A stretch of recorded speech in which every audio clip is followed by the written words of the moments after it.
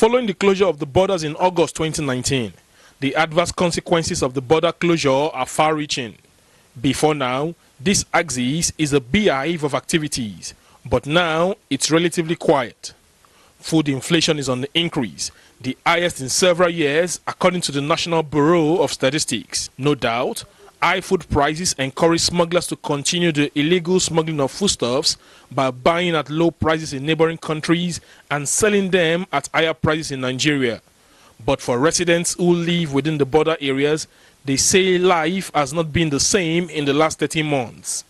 While lamenting the continued closure, they are appealing to the federal government to reconsider the decision. The thing affected us seriously. Like 3 years ago, 4 years ago, everything is moving very fine. Everywhere is booming. But look at where we are selling food now. Everywhere is dry. Everywhere is turned to bush. There is no motor, nothing. Nobody is coming out.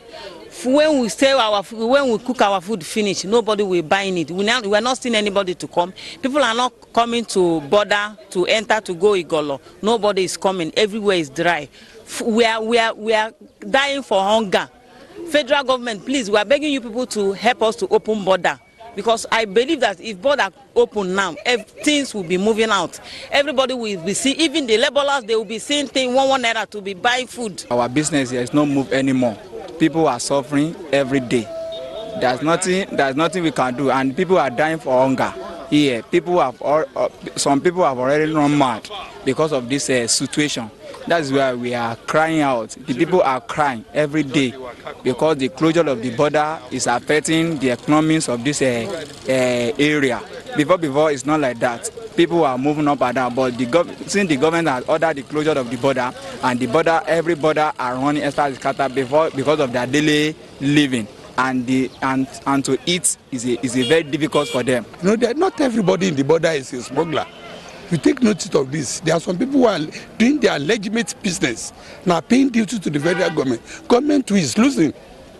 It's losing. All the revenue that's supposed to come from Idiroko is no longer coming due to the border closure. So we are appealing to the federal government to come to our aid, and the border should be opened. For the Customs Area Controller in Ogun State, Michael Agbara, he speaks on the pains and gains of the continued border closure. He notes that the failure of some neighboring countries to adhere strictly to the WCO and WTO standard has led to the continued closure of the border. The failure to comply with international standard practice is the whole problem. If today everybody is compliant, international trade will be facilitated with ease. But I cannot be compliant, then you refuse to comply. In diplomacy, it is not accepted. There is law of reciprocity in international relations. So those are the things. Yes, if you impose border closure, there will be disadvantages.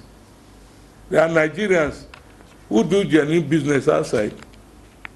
There are those outside who do across the border too. Those ones will be impeded.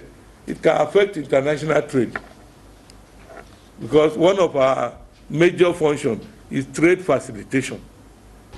It's 13 months down the line since the federal government ordered that all land borders across the country be closed. Here at the Idiroko land border, the story is not different. Residents of this community are asking and are also begging for answers when the borders will be opened for economic activities. From Idiroko here in Ogun State, John Felix reporting for Galaxy Television News.